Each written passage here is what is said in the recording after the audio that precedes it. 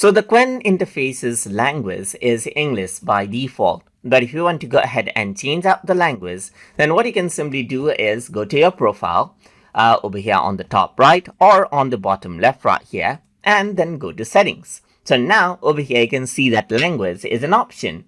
If I were to go around over here, there are different languages that you can choose from. And meanwhile, at the time of this recording, you can see that there are a few languages available. So you can choose Japanese, let's say, for example, and click on save. And now you can see that the user interface is now Japanese. Simply, you can go around onto settings. So now you can go to the gear icon. The second option is the language, as you can see right here. So you can go ahead and choose the language, press OK, and then this is the language that you have.